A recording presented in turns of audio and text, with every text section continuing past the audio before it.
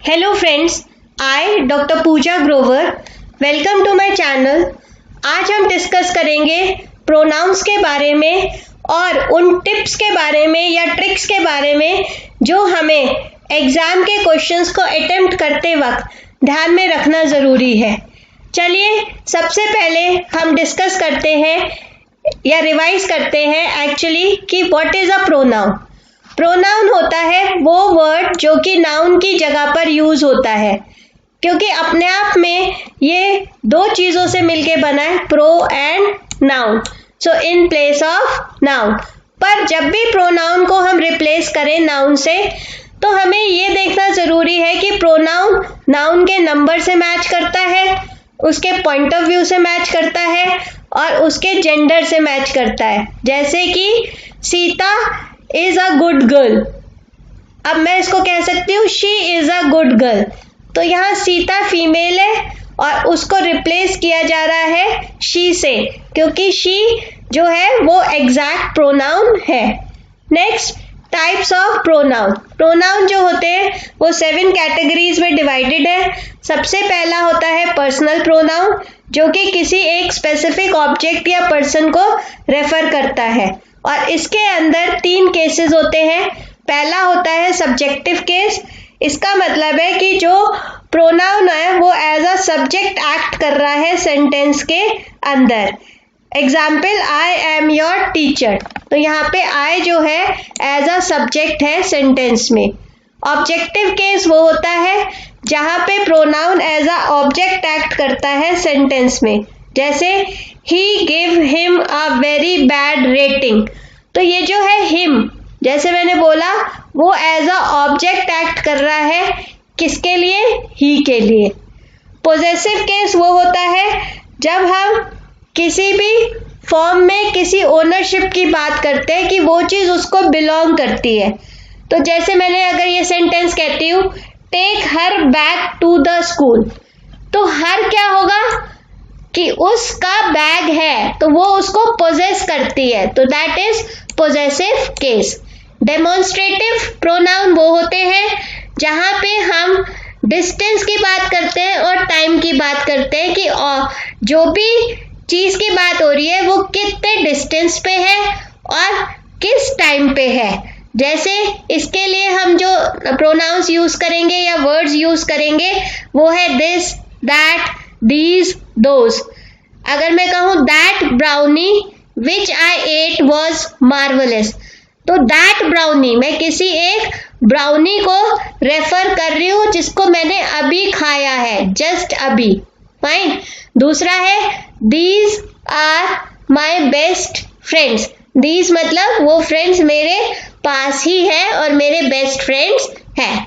Interrogative का मतलब होता है जब क्वेश्चन फॉर्म में हम यूज करते हैं प्रोनाउंस को, उनको हम इंटेरोगेटिव प्रोनाउंस कहते हैं। जैसे who is that new girl, वो लड़की जो नई आई है वो कौन है? तो क्वेश्चन पूछा जा रहा है, इंटेरोगेट किया जा रहा है। हुज बुक इज दिस, ये बुक किसकी है? रिलेटिव प्रोनाउन होते हैं जब रिलेशन के बारे में बात की जा रही है। जैसे अगर किसी सेंटेंस में 2 क्लॉजेज हैं और सेकंड क्लॉज जो है उसमें जो प्रोनाउन है वो फर्स्ट क्लॉज के नाउन को रेफर करता है, तो वहां पे रिलेटिव प्रोनाउन होता है। जैसे अगर मैं बात करूं, my mother gifted me the dress which I liked in the shop, तो यहाँ पे क्या हो रहा है, विच आई, विच जो है वो प्रोनाउन जो है वो रेफर कर रहा है मदर को, उस ड्रेस को जो कि उसको पसंद आई थी उस शॉप में। तो यहाँ पे रिलेशन की बात हो रही है, तो it is relative pronoun. Indefinite होता है जहां पे नंबर डिफाइंड ना हो, वहां पे जो प्रोनाउन होते हैं उनको हम इनडेफिनेट प्रोनाउन कहते हैं। जैसे all of you are being called by the manager, means सबको मैनेजर ने बुलाया है। Everyone likes Riya as she is a very good girl, so everyone is liking Riya. Reflexive या इंटेंसिव प्रोनाउन वो होते हैं जो कि इंडिकेट करते हैं a noun which has been used in an earlier part of the same sentence. किसी भी नाउन को जो पहले उस सेंटेंस में यूज हो चुका है, ऐसे प्रोनाउंस को हम क्या कहते हैं? रिफ्लेक्सिव या इंटेंसिव प्रोनाउंस कहते हैं। जैसे my self, them self, him self, her self, ये सारे हमारे एग्जाम्पल्स होंगे रिफ्लेक्सिव प्रोनाउन के। नेक्स्ट है रेसिप्रोकल प्रोनाउन, मीन्स दो या दो से ज्यादा नाउन अगर कोई काम कर रहे हैं या एक ही चीज को रेफर कर रहे हैं तो वहां पे रेसिप्रोकल प्रोनाउन होता है। जैसे each other, one and other. अगर मैं कहूँ Riya and Ram give each other present on the occasion of farewell ceremony, तो उन दोनों ने एक दूसरे को फेयरवेल के टाइम पे गिफ्ट दिया, तो that is reciprocal pronoun.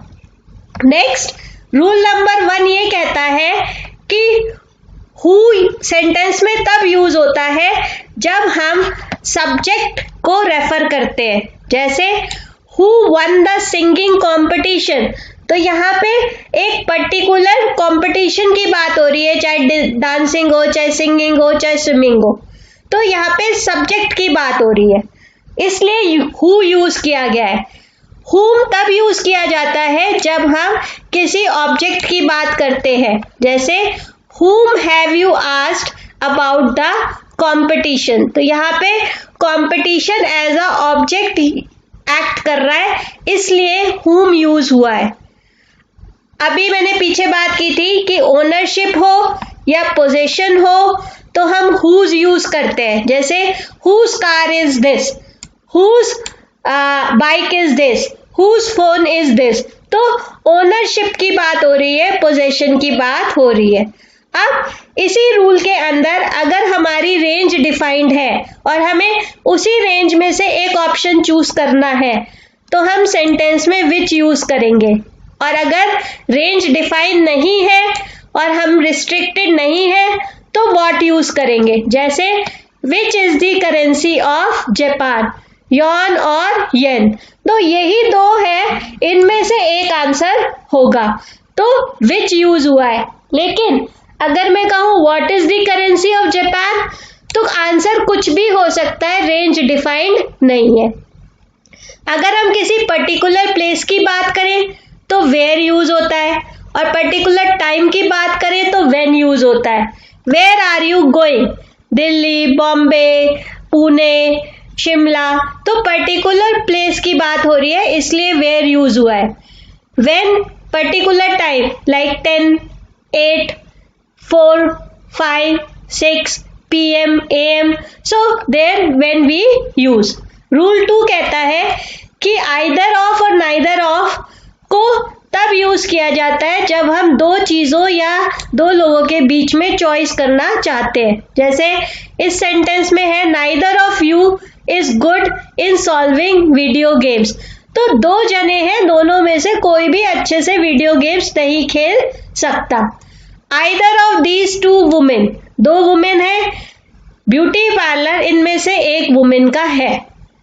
Next है आइदर ऑफ और नाइदर ऑफ या एनी ऑफ के साथ हमेशा सिंगुलर वर्ब यूज होता है। जैसे देखिए इज यूज हो रहा है, पहले सेंटेंस में भी और दूसरे में भी इज यूज हुआ है, that is singular verb.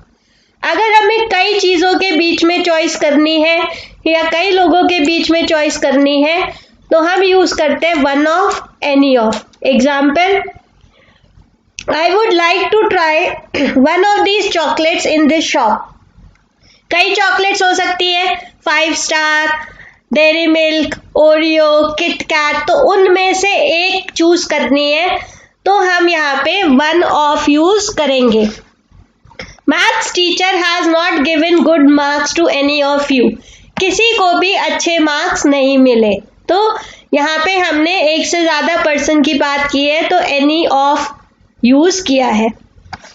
Rule 3 कहता है कि अगर किसी सेंटेंस में 3 पर्सन है या 3 में से 2 पर्सन है और वो सेंटेंस पॉजिटिव मतलब देता है तो वहां पे प्रोनाउन का जो अरेंजमेंट होगा वो 2 3 1 के हिसाब से होगा। 2 मतलब पहले सेकंड पर्सन आएगा, 3 मतलब फिर थर्ड पर्सन आएगा, और फिर 1 मतलब फर्स्ट पर्सन आएगा। जैसे you, she and I decided to go to Shimla. तो यू क्या है? सेकंड पर्सन है। शी क्या है? थर्ड पर्सन है। फाइन। एंड आई क्या है? फर्स्ट पर्सन है। उसी तरीके से she and I are studying hard to clear exam. तो शी जो है वो क्या है? थर्ड पर्सन है, एंड आई जो है वो फर्स्ट पर्सन है। नेक्स्ट, अगर वहीं पे कोई सेंटेंस नेगेटिव हो या उसका मतलब नेगेटिव निकलता हो, तो वहां पे जो रूल बनेगा वो बनेगा नॉर्मल 1 2 3। मीन्स पहले फर्स्ट पर्सन यूज होगा, फिर सेकंड पर्सन यूज होगा, और फिर थर्ड पर्सन यूज होगा। जैसे I, you and she are responsible for the accident. So accident is something negative. तो यहाँ पे I is first person, you is second person and she is third person. अब next है pronouns, जैसे कि who, what, which, जो है वो सिंगुलर या प्लूरल दोनों हो सकते हैं, डिपेंडिंग जो वर्ब है और सब्जेक्ट है वो सिंगुलर फॉर्म में है या प्लूरल फॉर्म में है। अगर सब्जेक्ट सिंगुलर है तो सिंगुलर वर्ब होगा, प्लूरल है तो प्लूरल वर्ब होगा। जैसे she is the only one of those employ who is always late. तो यहाँ पे शी इज ओनली पर्सन, मतलब ये एक अकेली ही पर्सन है जो हमेशा लेट पहुंचती है, इसीलिए यहाँ पे सिंगुलर वर्ब यूज हुआ है, शी इज या फिर हु इज। फाइन। अब अगर हम यहाँ पर she is one of those women who are always late, तो यहाँ पे कई वुमेन्स की बात हो रही है, उनमें से ये एक है, इसलिए यहाँ पे आर यूज हुआ है। Next, rule 4। रूल 4 ये कहता है कि अगर लेट वर्ड है सेंटेंस में तो लेट के साथ प्रोनाउन जो है वो ऑब्जेक्टिव फॉर्म में यूज होगा एज अ ऑब्जेक्ट। जैसे लेट देम गो, ये ठीक है, लेट दे गो गलत है। दूसरा, अगर देन यूज हो रहा है सेंटेंस में तो देन के साथ हम प्रोनाउन को एज अ सब्जेक्ट यूज करेंगे, एज अ सब्जेक्टिव केस। जैसे Rahul is more smart than he क्या है? मीन्स एक प्रोनाउन है जो रेफर कर रहा है राहुल को, तो एज अ सब्जेक्टिव फॉर्म ये यूज हो रहा है। अगर सेंटेंस में इफ यूज हुआ है तो इफ के साथ भी जो प्रोनाउन यूज होगा वो एज अ सब्जेक्ट ही यूज होगा। If I were she, so she is a pronoun which is referring to I is a subject, so it is a subjective form. If I were she, I would have won in the marathon. Now, rule 5 कहता है कि कुछ words हैं जैसे both, few, some, many, ये हमेशा plural form में ही use होते हैं। Both of you have to eat it soon, मतलब आप दोनों को इसको फटाफट खाना है, एक से ज्यादा पर्सन की बात हो रही है। Some of my friends are going to the trip, कुछ दोस्त मेरे जा रहे हैं, तो एक से ज्यादा की बात हो रही है, प्लूरल। नेक्स्ट है कुछ जो है वर्ड्स जैसे एनी, ऑल, इनको सिंगुलर फॉर्म में भी यूज किया जा सकता है और प्लूरल फॉर्म में भी किया जा सकता है। जैसे all of the students are going to the picnic, सारे बच्चे पिकनिक जा रहे हैं। All we see is not true, तो यहाँ पे क्या हो रहा है? सिंगुलर फॉर्म में बात हो रही है कि जो कुछ भी हम देखते हैं उसमें से जरूरी नहीं है सब कुछ सच हो। Fine. So these are the 5 rules I discussed. In the next video we will discuss the remaining rules and we will also discuss the practice set. I hope you like my video. Please like and subscribe my channel. Thank you. Have a great day.